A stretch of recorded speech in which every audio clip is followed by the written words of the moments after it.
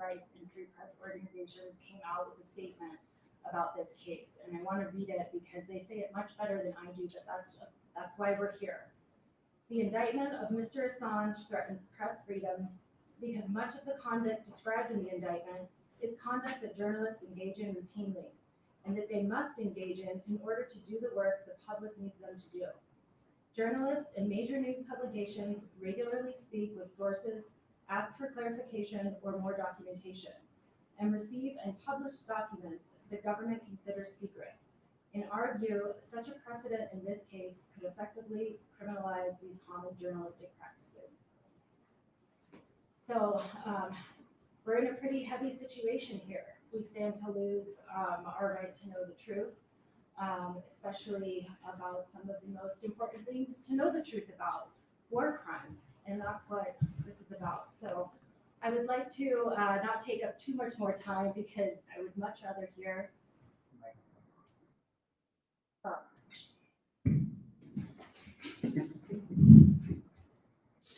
Did you hear any of that? Okay. Take it from the top. All right. Welcome everybody today. My name is Sandra Christian with Denver Action to Free Assange. And we are glad to welcome everybody here, especially the two guests sitting next to me. We are honored to have John and Gabriel Shipton, the father and brother of Julian Assange.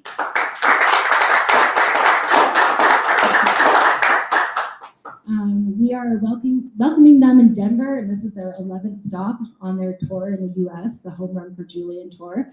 And so a little bit about Denver Action to Free Assange. We are a local grassroots group. We are nonpartisan, and we work to raise awareness about the case of Julian Assange and how that affects our press freedom. And we hope that by doing so, we encourage others to join us and act to end the indictment. So we are here in the Denver Press Club. A big thank you to them for letting us use the venue today. They opened early so that we could fit it in with our schedule because right after this, we have a rally at the Capitol. I want to read something that came out recently from over 24 human rights and free press organizations. And this is a statement about the case of Julian Assange and why it needs to end. The indictment of Mr. Assange threatens press freedom because much of the conduct described in the indictment is conduct that journalists engage in routinely, and that they must engage in order to do the work the public needs them to do. Journalists at major news publications regularly speak with sources, ask for clarification or more documentation, and receive and publish documents the government considers secret. In our view, such a precedent in this case could effectively criminalize these common journalistic practices. So our group definitely agrees with this, and that's why this is a local issue, this is a national issue, this is a global issue. Julian Assange is a foreign journalist. So there are many precedents that are being set here, and for a small group like ours, it means so much to have any and all members of the media who are here today. Thank you again for coming. And without further ado, I will turn it over to Gabriel. Thank you. Thanks to everyone who's come out today. Quite a historic place. We had a little tour before. There's signed pictures of all the presidents on the wall opposite me, which is a bit surreal.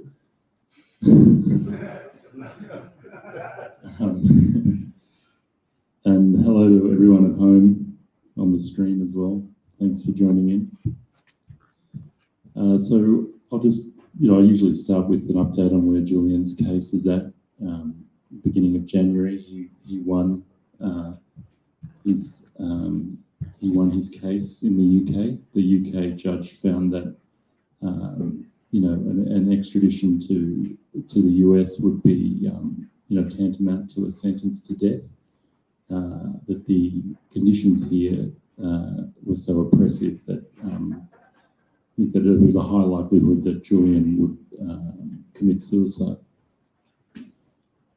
The US DOJ immediately appealed that decision, and a few days later, Julian's bail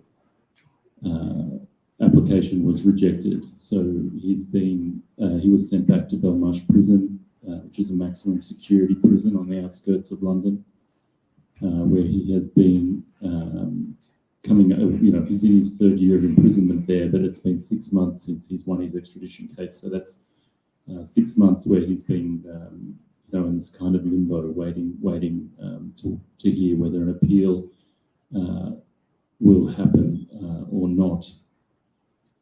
One thing that just happened this morning or yesterday is in a Spanish court, John McAfee, who's the software tycoon, I guess, or he used to have McAfee antivirus. He was being extradited from Spain to the US, I think on some tax evasion charges or something like that. But the High Court just approved the High Court in Spain approved his extradition, and rather than coming to the US or continuing on, he was found dead in his cell, and I think it's likely that he suicided himself. So this is it's a very real thing that rather than face the oppressive conditions here in the US, people who are being extradited are committing suicide. So the judge's ruling needs to be upheld in the UK, because this could happen to Julian, and it just all has to stop, basically. What else can I tell you about Julian's? So Kendra read out the letter from the 24 human rights and press freedom organisations. So that includes all the biggest ones in the US. That's Amnesty International, Press Freedom Foundation, ACLU, Human Rights Watch, all these huge organisations here who all see that this case is a real problem for press freedom in this country.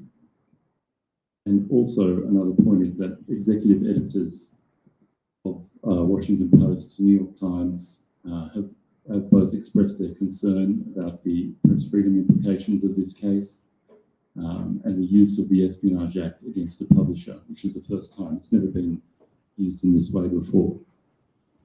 And what does that mean when executive editors are expressing their concern? To me, I think it means that they are, when a story comes across their desk, a national security story, they have to consider whether they or their journalists will be prosecuted under the Espionage Act for publishing the story.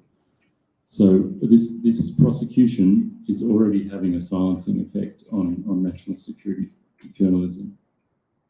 And this has a flow-on effect as well. So the flow-on effect goes on to leakers. So people who leak documents, or insiders who reveal revelations about corruption or lies or war crimes, that we don't know about, that are being committed by those in power, will all be thinking twice before they take them to a media institution, because now they know that these media institutions aren't publishing things because they're worried about an Espionage Act prosecution.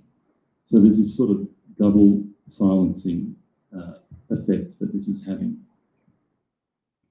Another effect that this prosecution is having, and can be seen around the world, the prosecution is giving license to totalitarian and authoritarian regimes to persecute their journalists, even murdering their journalists. You saw, the case of Jamal Khashoggi, who was a Washington Post reporter who was murdered in the Turkish embassy.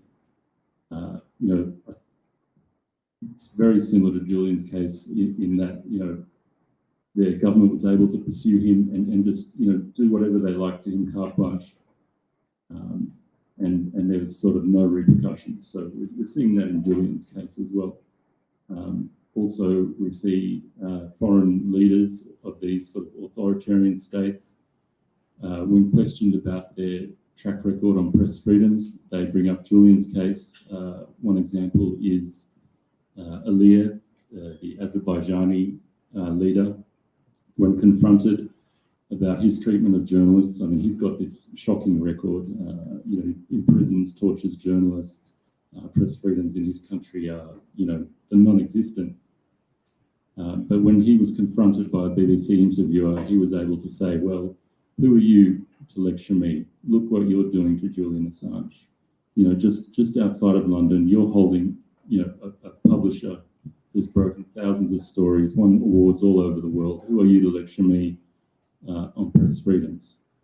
The Chinese Foreign Affairs spokesperson, when confronted about their human rights record and their record on press freedoms, they brought up Assange in a press conference. So this is a problem that the US State Department is facing all over the world. The UK, another example, UK Russian ambassador was confronted about Navalny and Russia's treatment of Navalny. And he said, well, just down the road, you have Assange in prison. So this isn't just a problem here in the US. There are people all over the world who have much less rights than we do in Australia or even here in the US, whose journalists are being prosecuted and whose governments are holding up Assange's prosecution as an excuse, basically, to continue the mistreatment of their journalists and the silencing of their journalists. So it's, so important that, not only will the dropping of this prosecution be an upholding of your First Amendment rights here in the US, but it'll be a signal to everyone around the world that the Biden administration is very serious about press freedoms around the world in these authoritarian countries, as well as at home. Thank you.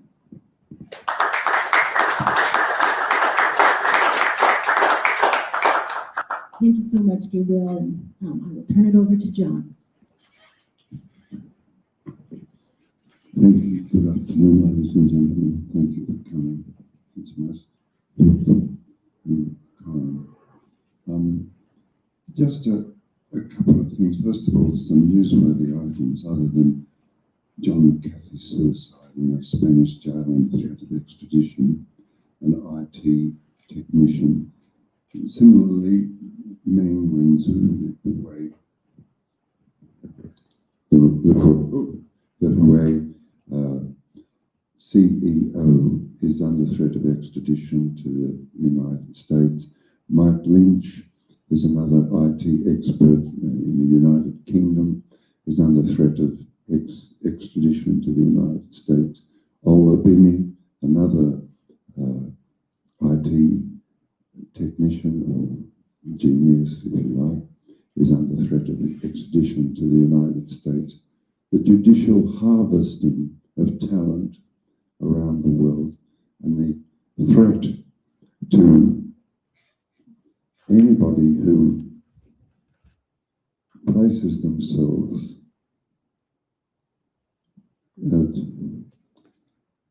in some contention. So, for example, with Washington, for example, Meng Wanzhou in 5G, they have technical capacities that the United States doesn't have. This has been a common occurrence in the buying up of all of the very high points of French technology by American,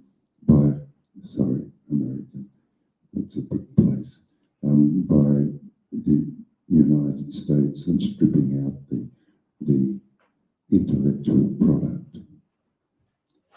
This week, a British destroyer in the Black Sea crossed the maritime border of Russia and was bombed. Bombs were dropped nearby by an Su-27. A Russian destroyer fired a shot over its bow. The US Karan was rammed by a Russian destroyer in the Black Sea just the day before yesterday. Last week in Geneva, the Biden administration made agreements to strategic stability. Now, the fundamental thing in this is that we might be seeing a pattern forming where the United Kingdom disciplines in its way, or influences, if you wish, influences the United States by this rash behaviour. Equally, we might be seeing that certain parts of the United States in the Pentagon, certain parts, let's just say of Washington, certain parts of Washington don't want to return to strategic stability, and so they do acts that make things unstable. The only way we can find out about this is having a decent press, vigorous intellects in the press, and fundamentally the understanding always in our hearts and heads that freedom only comes through knowledge. So we may be seeing, really, we may be seeing that the United States itself in Washington is becoming ungovernable. They can't govern. They turn the weapons of the Department of Justice against certain sections of the society by saying domestic terrorism. They haven't done that when the domestic riots suit them. So you have a division of the United States into two contending parts. I think the shorthand is the red states and the blue states, but that is really not so helpful. It's better to know the ideologies being pursued and the depth, so the deep cultures that still run from prior to the Civil War in the South. It's better to know those. And that would require a decent, active, powerful press. It's better to know what motivates the north of the country and its disciplines to have finance as the single organising element. It's better to know that. And it's better in preservation of the decency of the society to have a Congress which can weld those two disparate streams of being together. And that's way out of my depth. That's the United States. You know, I'm a visitor here, but I see these things. Forgive me for making that comment. The next is despair. It seems to me that states are in a state of despair. Now, after the war, which was pretty horrendous, that all of the people of the world contemplated what to do and came up with the United Nations. It wasn't a top-down phenomenon. It wasn't a rainmaker, It was a bottom-up phenomenon that the creation of the United States, the United Nations, the first president was an Australian, Herbert Bear Ebbett, a vigorous, powerful intellect who was able to give substance to the smaller states in the structure of the United Nations. Through the United Nations, contending states can put their interests and negotiate that interest without reverting to war, but staying within the diplomatic codes and the laws of the United Nations. Again, we have the Conventions of Asylum. In 1973, in Santiago, there were 10,000 people in missions in Santiago seeking asylum. In 1973, Australia introduced the ratification in the General Assembly of the of the conventions of asylum, and they were adopted by a huge majority, well over 100. They were abandoned in the treatment of Julian Assange. Also, the United Nations have rapporteurs. I think from memory there are 7. In particular, I mentioned Professor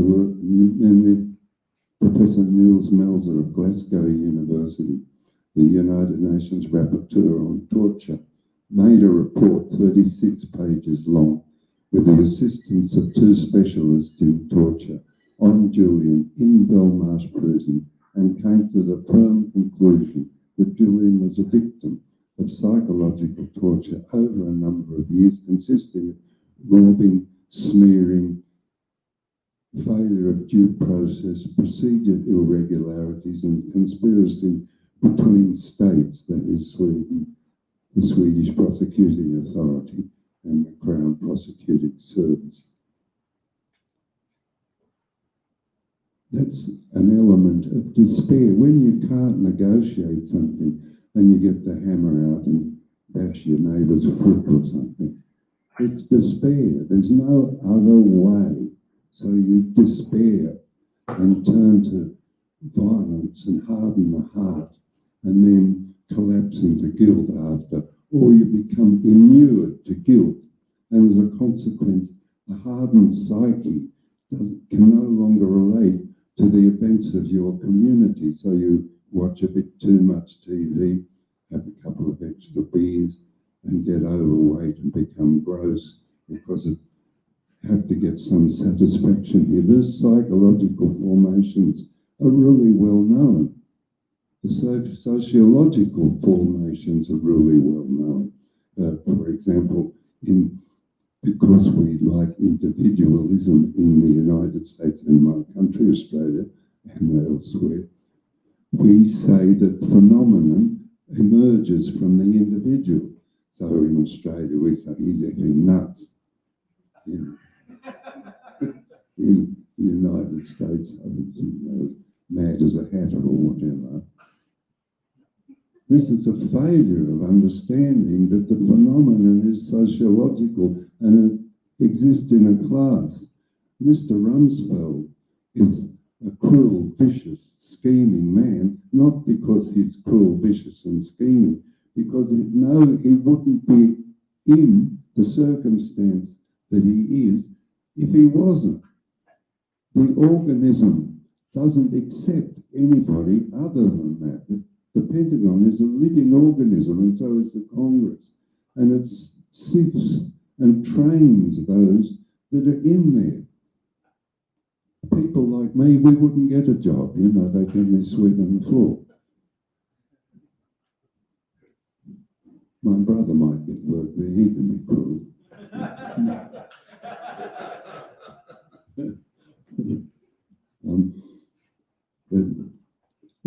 So I just want to sort of round it out by saying that without that First Amendment, that fleck of gold that you guys got, that we all envy,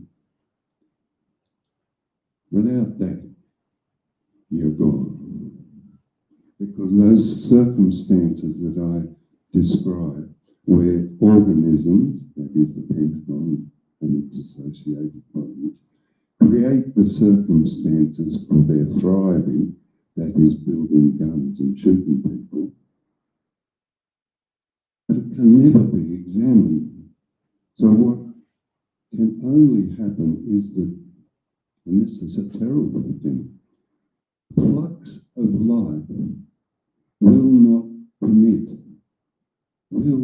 permit a Death Star.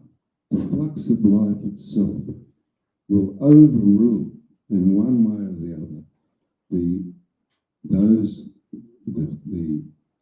ideology of the Pentagon will decline, and it won't be pretty. I say this because in Brown University's study revealed to us that 37 million people are refugees in the Middle East. 37 million, that's mums and dads and kids. seeking refuge and asylum around the place. 37 million. Gideon Collier, an excess death expert in Melbourne University, calculates, and these are narrow, these are narrow calculations, and they're interesting because you can open them up and have a look inside. He calculates that there's between 6 and 7 million excess deaths in the 20-year period that the Pentagon and Washington have destroyed in whole or in part 7 nations. Now, when I say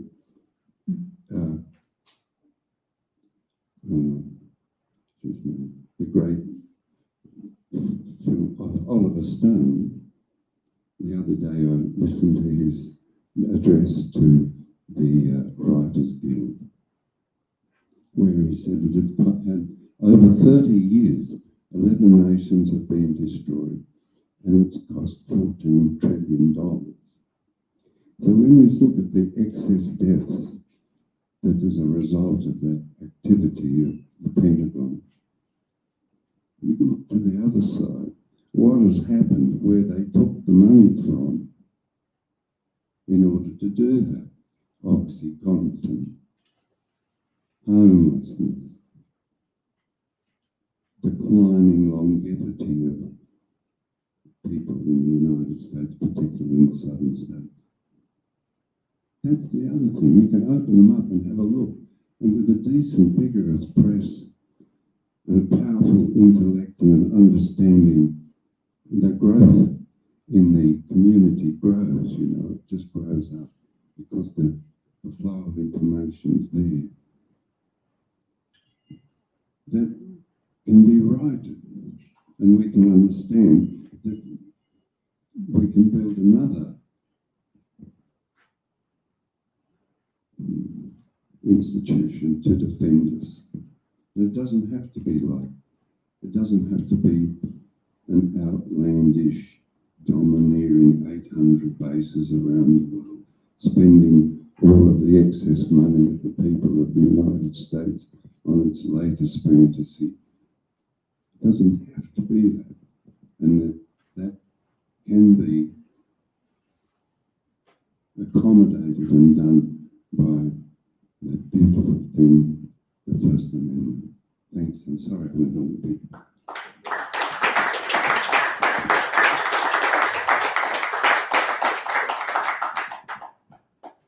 Thank you both. We'd like to open it up. That was really amazing. I'm sorry, I'm a little taken aback. So grateful to have John and Gabriel here. We'd like to open it up for questions and Q&A session. Does anybody in the audience have any questions for John or Gabriel or about the case? Yeah, I do. I would be curious to hear your thoughts and feelings about how it, being from Australia, touring the United States on First Amendment issues, to saving your brother and son. I'd like to hear your thoughts on that. Say again. Yeah. How does it feel being from Australia, right, touring the U.S., right, saving your son and your brother? I'd like to know how your feelings and thoughts. I'll just ask in 2 parts, Gabriel and I. Yes. So just real quick, in case people couldn't hear, the question is, how do John and Gabriel feel, as Australians touring the U.S. and here to save their brother and their son? Thanks. Well, first of all, the irony isn't lost on us that, we're 2 Australians talking about, Americans' rights, First Amendment rights and free press rights all around the country. I think, it's been an amazing trip so far. We've seen, outpouring of support wherever we've gone. Lots and lots more press. an article upon every day. There's an article coming out about Julian's case in the US now, when we didn't see any of that before, and it's all focused on what his case means for press freedoms and First Amendment. So that's, I think that's really, just so grateful, I guess, that people are responding to what we're saying.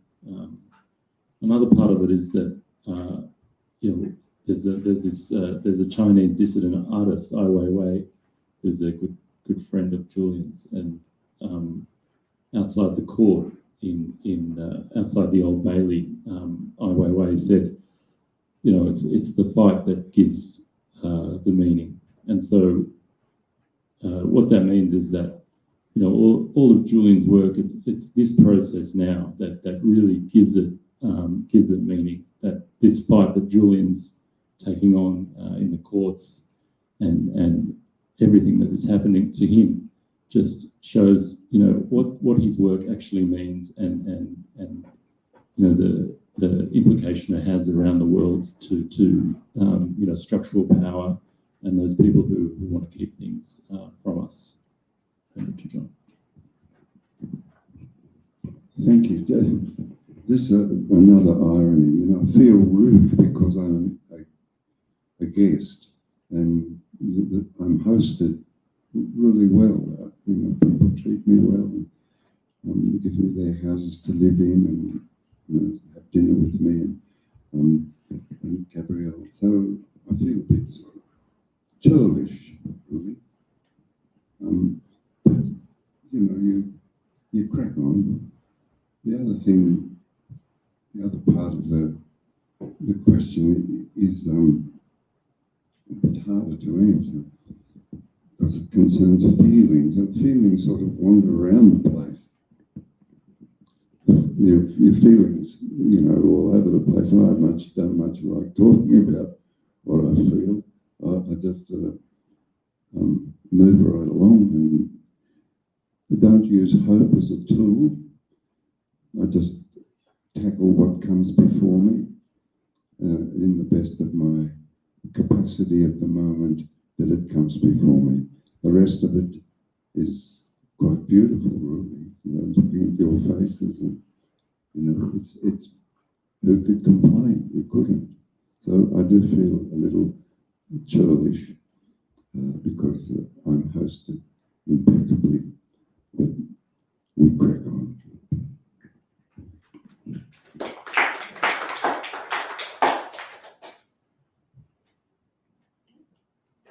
Well, I don't think you should feel churlish at all. I think your remarks have been very circumscribed and well informed and certainly well taken by me. And I obviously, as you're saying,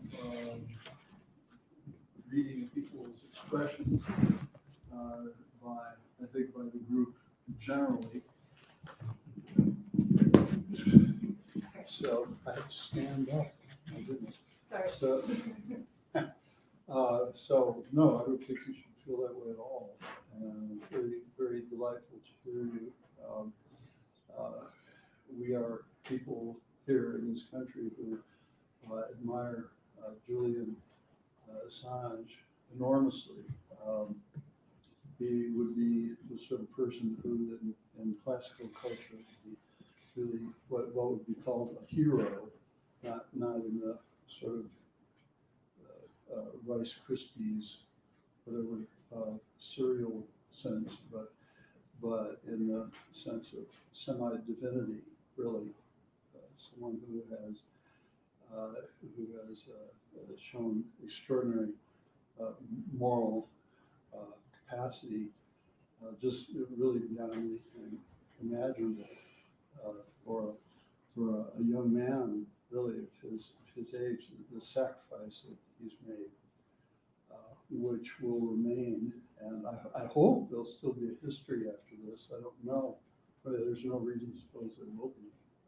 But should there be, he will figure prominently in it, And interestingly, here in Denver, we have two such, not quantitatively, but qualitatively.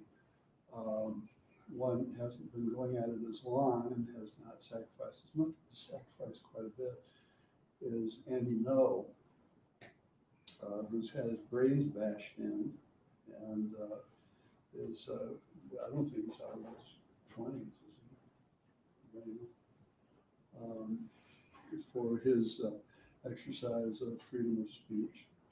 And he was here in town, actually, under heavy guard a couple of nights ago, amid complete silence from the media. You know, no mention, not a word about him. And promises to probably be, he's not going to stop doing the reporting that he's doing. He's as determined a journalist as Julian. And it takes some years before his sacrifice matches Julian's, but there we have two examples of extraordinary people who push that frontier really with as anybody that's got a classical bone in his body sees that border into divinity. Yeah. So thank you for your remarks here, and please don't feel any possibility of any sense that anything you're saying is not being well taken. We're highly honored to have you here. Highly, really, and thank you so much for your remarks.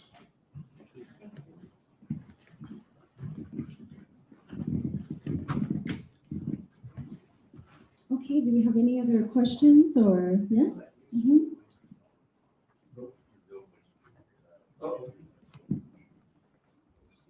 Just please speak in. I'd just like to know, for the audience here, it's rhetorical, and just a show of hands. Anybody here from ABC, CBS, NBC, CNN, or MSNBC, or Fox? No hands. Okay. I don't think there's anybody here from Westward or anything. My friend here, Irene, and I are from the Nation Report. Formerly, we were volunteers at KGNU Radio. They have gone pretty far, is my opinion, to the right. So they don't have anyone representing us here. Oh, there you are. Wow. I am shocked. Cool. Well, I hope you get a good report. Anyway, but so in your travels so far, have you seen in like press clubs like this, media that are broadcast media, that are, national media or more local? And can you talk about that a little bit? Hold the microphone about 4 inches from your mouth with a very good voice. Gabriel's expert on that. Well, more expert.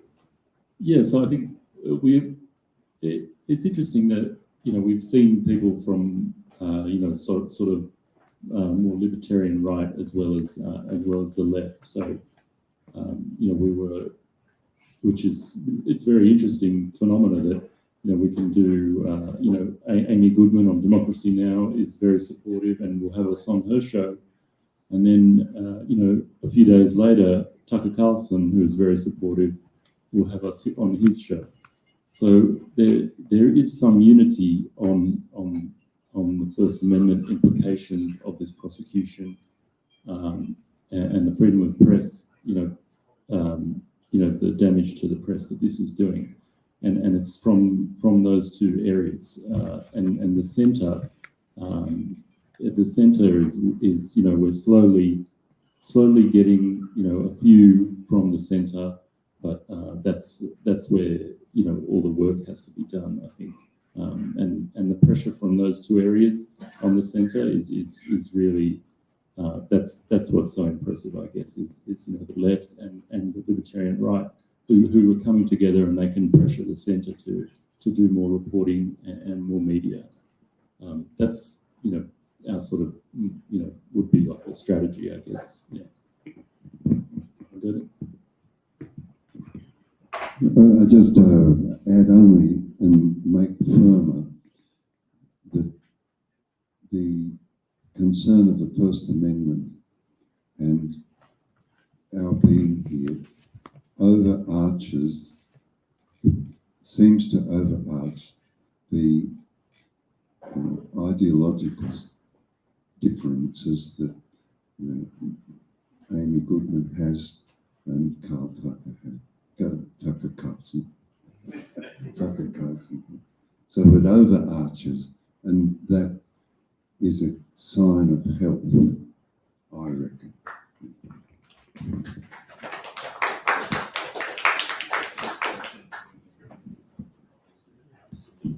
Okay. Well, I'm a rapper, so when I get called out, the shouting chorus, you gotta stand up, say something. And to present a non-right-leaning question, a very human question. Did Julian give any indications in his childhood, young adulthood, that he would evolve and emerge to be such an important figure? Can you share with us any family anecdotes that kind of may have shown who Julian might become in the future?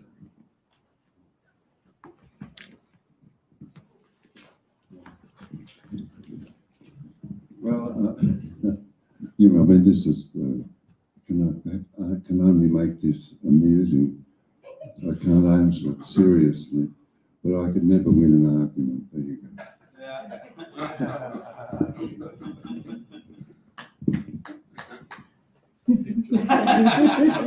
So there we go. Okay, so we still have a few more minutes if anybody else has any more questions. All right, Wayne?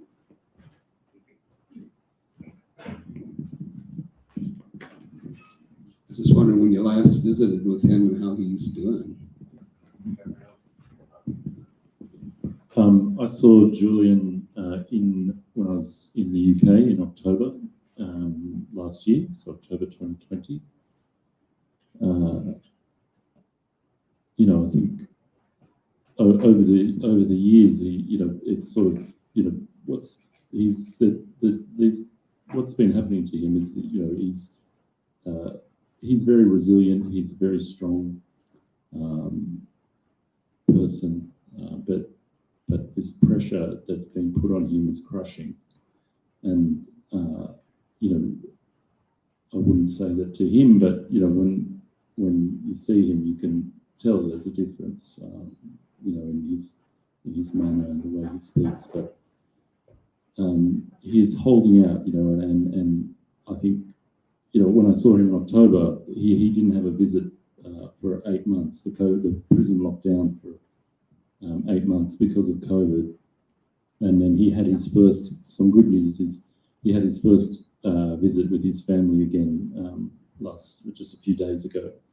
So, that really lifts his spirits up. And I know he's allowed phone calls, and he speaks to John, and John updates him on all the things that we're doing here in the US, and that lifts his spirits as well. Also, all the sort of, because he was in the embassy and a lot of people used to visit him. So all the visitors that we're running into now over here, Colleen Rowley, who we saw in Minneapolis, she said to say hello, and we can pass that along. So it's these connections with the outside world and the support that's out here that keep him going. These actions, like here today and later at the Capitol, they just, they add up, and it's these little things that, keep him going day to day. Obviously today it's a bit distressing to see what happened to John McAfee, and you worry that, that could happen to Julian too. But, I think if we keep going and we keep doing this sort of stuff and fighting for him, then we hope that he can keep going inside as well.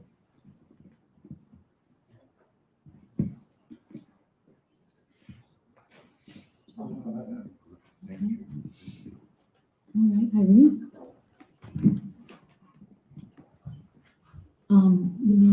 about this. I'm sorry I was late, so if you did, please skip it. But I'd like to know about your communication with the Biden administration and what that was involved. Because it's a comedy show now. Good point. Well, it's a serious matter, so we wrote to we have a friend in the human rights section of the, well, I mean a friend in inverted commas, in the human rights section of the Biden administration. We were here in January, before inauguration. We wrote to a letter and they said they haven't had time to see us, come back after inauguration. So we waited a little bit and then they said, oh, they were just simply too busy, which of course, they are. Since then, I've worked through the strategy and tactics with Gabriel and Julian and some people who do that sort of thing. And I think the best thing is to keep away from parliamentarians or congressmen in the United States, because approaching them, for our thing, they have to take a position. Once they take a position, you've got to talk them back down for it, because they'll take the common, secure position. They'll take it every time. So keep away so you don't have to talk them back down. So what we do is we work through NGOs, which there are many, lobbyists, they're NGOs, of course, and through the staff of congressmen, because the staff bring the information, the consequence formulate the opinions of the congressman. That's no insult to congressmen, by the way. That's what the staff are there for. So that is that an answer? That's the technique. See the staff, bring forth the upwelling of support amongst ordinary people, because there's not going to be any rainmakers for this matter, or any other matter for that. There's a professor at, I think it's Duke University, DUQUE, we went to the other day and had a chat to. He puts every season when he starts with the new students, he puts $100 up on them. Said, if anybody can have that, who produces for me one of the great advances in civil administration in the United States that came from the top. He's never lost $100 ever. Always upwells from us. That's what happened in Australia. We started off 3 years ago, myself and a barrister friend, and I had to sort of like talk him into it and beg him, wandering around Parliament House.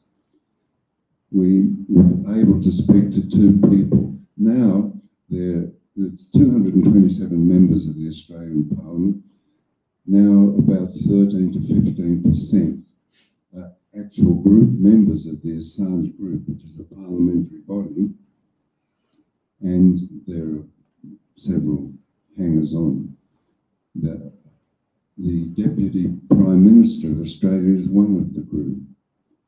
And that only came about because the parliamentarians or Congress people listen to the concerns of their constituencies and bring those constituencies into the sovereign majesty of Parliament and insist that the executive adjust policy to suit the Parliament, what the Parliament wishes.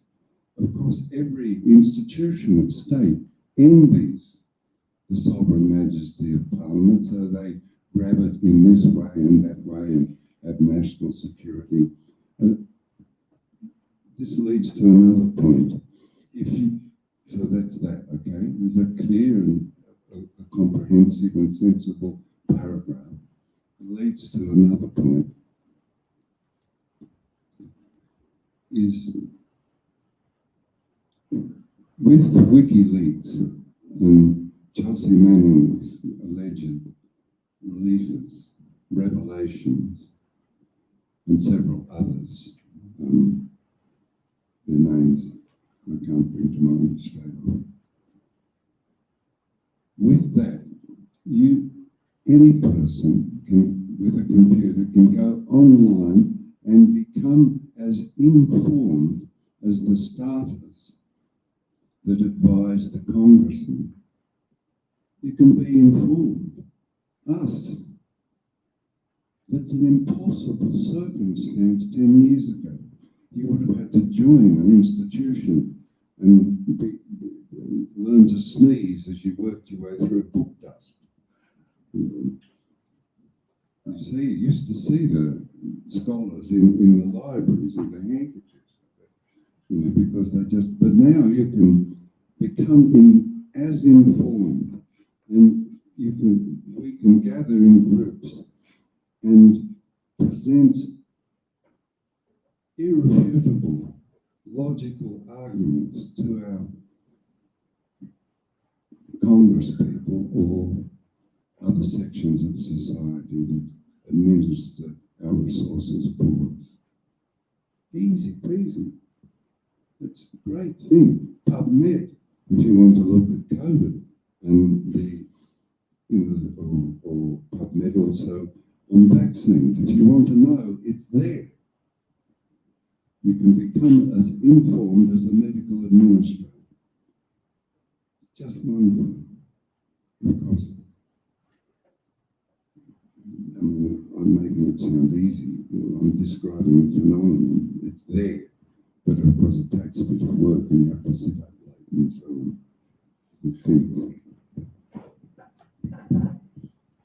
Thank you so much.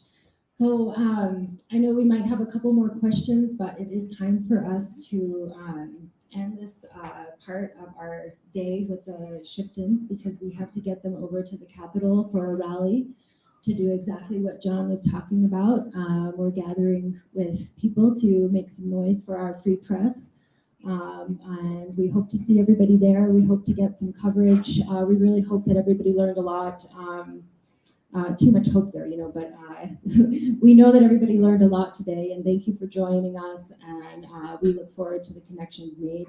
Thank you again to John and Gabriel. We are so honored to have you here. We appreciate hearing from you today, and thank you again.